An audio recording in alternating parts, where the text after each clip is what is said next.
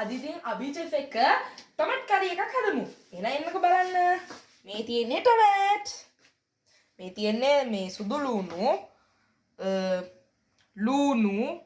ලුණු කහ තුන පහ මේක මං හිතන්නේ උළුහාල්. උළුහාල්නේ. අනිත් එක මේවා බීලුණු. yes. මේ කොළ පාස්ලි කොළ. පෑන් එකක් ගත්තා. ලිපේ තිබ්බා. ලිපොන් කරමු. දැන් අපි පෑන් එකට තක්කල් ටික දාගමු.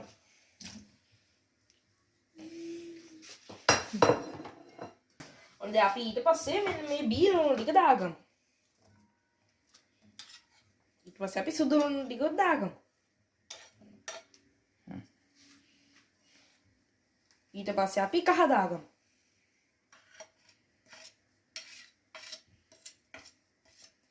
ඊට පස්සේ ඔක්කොම ලුණු ටික දාමු. ඊට පස්සේ ඊතර ඔක්කොම ටික දාමු. මම දැන් මේකට පාවිච්චි කරන්නේ ෆ්‍රෙෂ් මිල්ක්. මේ තියෙන්නේ. ඉතින් අපි දැන් මේ ටික දාගමු.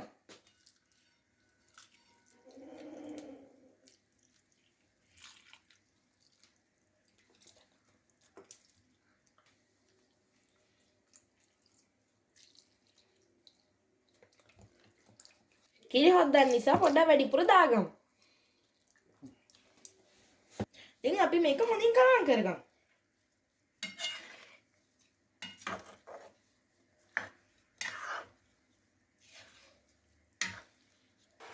අනිත් එක මේ කරි එකට මේ ෆිෂ් මිල්ක් විතරක් දාපු නිසා ළඟම ඉඳලා ඒක හැඳි ගන්න ඕනේ රත් වෙනකොට.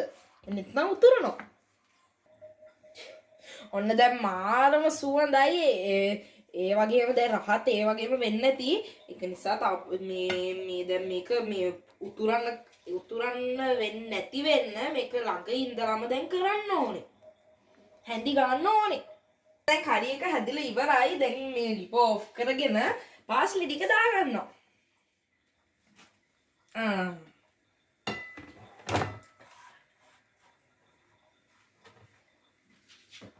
දැක්කද? වාව් හරිම ලස්සනයි.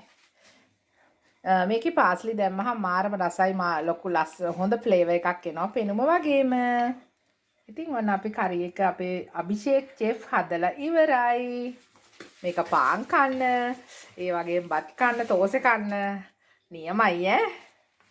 පේනවනේ. මෙන්න මෙහෙම තමයි අපි අපේ ගෙදර හුඟ කාලයකට පස්සේ අපේ අභි චෙෆ් ටොමැට් කරි එකක් හැදුවේ. අපි දැන් මේකේ රස බලමුකෝ.